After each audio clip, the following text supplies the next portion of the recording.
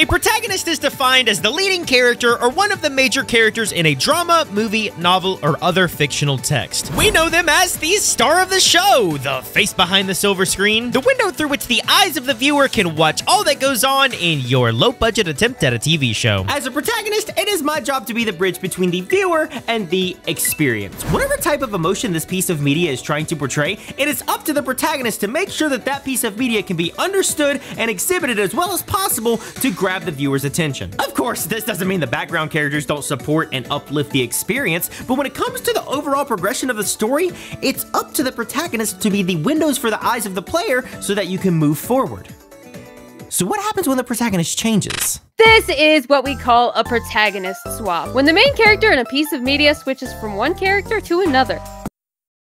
You know, I really should have saw that coming. Now, when I say the term protagonist swaps, I'm not referring to games where you play as multiple characters or choose between different stories that serve an overall narrative. No, I'm talking about that shock factor, that feeling where you look at the character you're controlling and think, what the fuck, I'm a woman now? This is a part of video games that I don't believe gets much love. Not many games do it, but when they do, it's typically one of the most memorable parts of the game. Let's take you away from the main character and put you in the shoes of a brand new person, with a brand new perspective, brand new emotions, a brand new story to tell, while still interacting with a whole new narrative.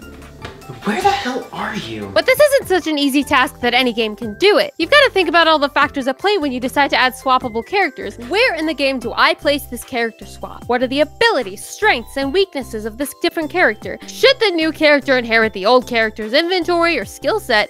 Do I make him a cute little robot? Psst. What?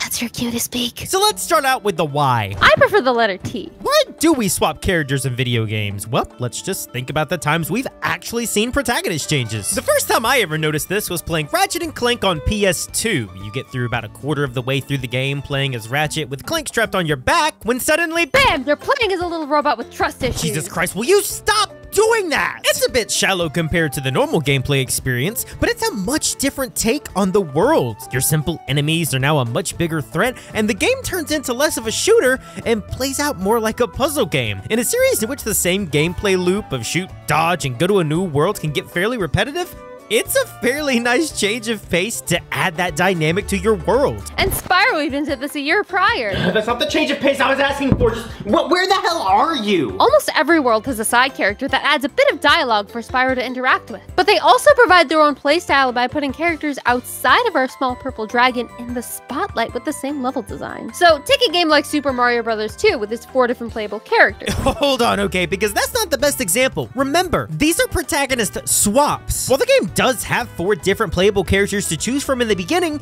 each of those characters are their own protagonist to their own story. You're not swapping the protagonist in that instance, you're simply choosing it. So something like Sonic Adventure wouldn't be a protagonist swap because you choose your character, but Crash Bandicoot 3 would be because it changes up the gameplay. What the hell do I smell? How do you have Wi-Fi out there, you stinky little bastard? Detroit Become Human has characters made out of Wi-Fi, 3 different playable characters that you swap between to give you this added depth to the world. Most of your modern day adventure games do this, swapping you between 2, 3, holy shit number of protagonists. And while there's usually no gameplay differences between them, it really puts a different viewpoint in the eyes of the player. Oh, like I was playing Heavy Rain as the 4 different characters, but I was really shocked when I found out who the killer was. Whoa, hold on. You gotta put spoilers up there. Don't you want to look out for those people who don't want to get spoiled on the 10-year-old game? You know what? Valiant effort. Stupid effort, but still valiant. Different viewpoints are important in any media. When you look back at Kratos' rise to power, you start to think, man, can't you take a Prozac or a Zoloft? You are angry as f***. Clearly Kratos can be seen as the villain of this story. But taking a look at the gods' perspective who are corrupted, you can easily make the argument that they're both villainous in a way. Having 2 separate viewpoints can allow you to elevate your story to the next level. I mean, think about The Last of Us. If Naughty Dog didn't change protagonists, we would have never learned the harsh realities of what children could go through in a post-apocalyptic world. Joel wouldn't have gained an appreciation for his newfound daughter, and even his daughter we wouldn't have grown a personal attachment to. Swaps like these make games feel more like complete experiences. I mean, think about it. Have you ever seen a movie stay fixated on one character the whole time? Well, no, they usually swap between different characters to make the story feel more whole. Oh my god! Why are you getting mad at me? You literally asked a question! By giving different protagonists a chance to live out their own adventure side by side, you can get a full scope of the entire story. Two detectives exploring Tokyo side by side to get to the bottom of a 6-year-long mystery. By being able to swap between two characters, it not only keeps the story on its feet, but allows those two different viewpoints to conflict with each other. Which protagonist is more right? Whose side do you want to take? Hey, 911, it looks like somebody just jumped into my... Oh my... Two different characters, you have to be able to make these sections either one of two things. Just as engaging, or a refreshing change of pace. A game like The Last of Us doesn't deviate from the gameplay much. Ellie is a bit quicker than Joel, but doesn't have the same packing power as, you know, the 51-year-old man. Like, come on, you think Little Miss Anti-Serum is gonna take down one of these bastards? The protagonist swap only happens during one section of the game when Joel gets severely injured almost to the point of death and brings that shock factor of... Oh, now I get to kill this middle-aged pep- No, we are not going to say that word. We're going to use a different example. So in The Last of Us 2, you play as Ellie for the first half of the game. And then Abby in the second half, each being the protagonist and antagonist in one centralized story. So how do you balance this? Do you make sure that each of these characters have a healthy swap between back and forth? Do you only swap once in the midway portion of the game? When do they swap? Do you strip the player of items they already found with the other character? If you move specific objects in locations where paths cross, do you keep track of which items those are? If they do swap, do you make these interchangeable characters in the same world? And if you do, would you put them in the same universe or even interactable with each other? As much as I love Nier Octoroks, it can definitely be off-putting to players knowing you have to play through almost an entire story again with minimal differences just to get to a final true story. You have to be able to seamlessly transition between this, because if you transition too much, it's just going to take the viewer out of the experience and take out the most important aspect as to why character swaps are so important. Will you please stop that? I don't think I want to. You see, this is what I'm talking about with how it hinders the experience.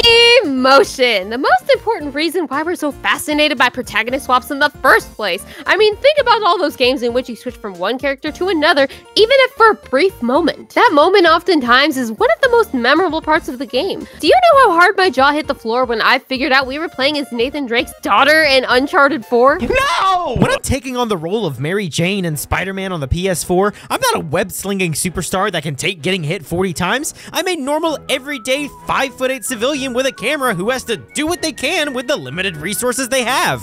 Yeah, but she's not as stinky as you. It's a complete tonal shift. You get a brand new experience of the world around you, and that can draw so much emotion by bridging the gap between two characters. Fear is a common example. You've been playing as an overpowered badass, and now you're filling the shoes as just a normal guy, completely vulnerable to the normal gameplay you've been dominating for the past 10 hours. But then you can also get this more emotional aspect, where the game wouldn't have the same sense of weight if we didn't play as the character that has those emotional story beats. Sure, games like Psychonauts and Persona 5 have that emotional impact when you're jumping in the minds of villains and friends alike, but what happens when you jump into the body of that impactful story character? Do you think the first 20 minutes of The Last of Us would have the same emotional impact as if we were experiencing the same events through Joel? You know, that kind of reminds me of Danganronpa V3. Oh, please. I really don't want to talk about Danganronpa V3. This is Danganronpa V3. Oh, what would you rather have me talk about Five Nights at Freddy's? Danganronpa V3 is a game where you play as high school student Kaede Akamatsu in her quest to find out who killed who in a crime scene mystery game. She's bright, she's bubbly, she's impossible not to love. She's the one that tried to kill everyone. Once you figure it out, the game swaps to the true protagonist of Danganronpa V3. But that shocking revelation really draws you in. But this can also go in the opposite direction. Take Metal Gear Solid 2, for example. People were pissed that you played as Raiden for 90% of the game, but despite positive reception, people swore themselves off of the series because of those false expectations that they weren't expecting. Similar happened to Kingdom Hearts 2 and Star Fox Adventures. Imagine really looking forward to playing these games for the first time, popping it in and seeing, well, Jesse McCartney, Sora, and Sexy Fox Lady speaking in a different language. Switching characters in a game should leave you with a sense of excitement and mystery. Yes, these are mysterious things happening, but being right at the beginning of the game, I'm feeling less mysterious and more confused than anything. Yeah, Are you seeing this? Did you just get into your car and drive to your own house? Yeah, I wanted to make a more dramatic entrance. Anyways, tell me what's going on with this girl right here. Yeah, we were chasing her now. You gotta admit though, she does a pretty good impression of you. Imagine that emotional impact of what Man, it can neither do of for you know you how as to shut the the fuck up, do you? player. In most of your adventure games, you play as a multitude of different characters, with most of the time the mission being to keep the players alive at the end. Which, now that I think about it, that concept has been really overdone at this point. If you didn't play as these characters throughout the story, then it's not going to hit as hard when this character you've been trying to keep alive this entire game isn't able to press on. I think that's the part that's often overlooked in these games. When a protagonist swap finally hits, that emotional impact cannot be overstated. Like, sure, I love seeing what Ratchet's adventures entail. But now I'm playing as Rivet. But after playing as her for about an hour, All right, well, now I wonder what Ratchet's up to. But now I have a genuine connection with this character. and then the cycle repeats. I give up on this! Don't worry. I finally figured out where that signal's coming from. We really what? You better start packing a suitcase. But the thing about protagonist swaps that always gets me is think of all the possibilities that we could have. Can you imagine having a playable Zelda or a playable Peach? I mean, we've already got a playable Bowser, and all of the characters are available in many of the stories in the Paper Mario series. So why stop there? Do you know the emotional impact that new players are going to have when playing Final Fantasy VII when the next part of the remake drops and they've been playing as Aerith all game? Talk about tearing a hole in someone's chest. Protagonist swaps are an excellent way to elevate your story and providing that world-building, character-building backbone that you don't usually get from many titles. Sure, it's not an easy process. You have to create a new model, movements, potential motion capture, backgrounds, voice lines, idle animations, but when you have all the tools in the right place, is it not worth having that impactful moment that elevates your game to the next level? May I ask what you're doing? No. Do you want to ask how I'm doing? How are you doing? I'm doing good. Big fan, by the way. Love the fourth wall story. I just wish you weren't a Five Nights hater. Yep, well, I wish I didn't have to travel halfway across the country to figure out what you're up to. Could have just texted me. Oh. I get it though, but look at the perspective. Look at the big picture. I don't want to, but go on. Look at what another set of eyes can do. Look at the perspective. Cheesy as it sounds, having two different protagonists sharing the same experience can open up storytelling to an infinite number of possibilities. Wait. Are you doing my ending monologue? Think about it. If you always give your own perspective without looking at the other side, how are you going to better your own understanding of anything? Don't say Wikipedia articles. Think about series like Game of Thrones or anything Marvel. All of these different perspectives widen the span of their universe, and by using their characters' strengths and weaknesses, you can build these massive... Damn it, I think my microphone just died. You know, I hate to say it, but you're right. Then can you say that you're stinky? You know, maybe I was a little bit harsh, but you know what? You're right. Two minds are better than one, and I guess I appreciate that. Hell yeah, I love the power of friendship. Speaking of, what is your name? I don't think we ever established that. Oh, it's Salem. Everyone always gets it wrong though. I really misjudged that girl. She opened up my eyes to new things, and she was genuinely nice about it. I also didn't expect to get a new friend out of this Christmas, but that can only mean one thing. Christmas gifts to new friendships, protagonist swaps, and whatever the hell else I feel like talking about that year. I decided to get her Persona 5 Royal. She decided to get me...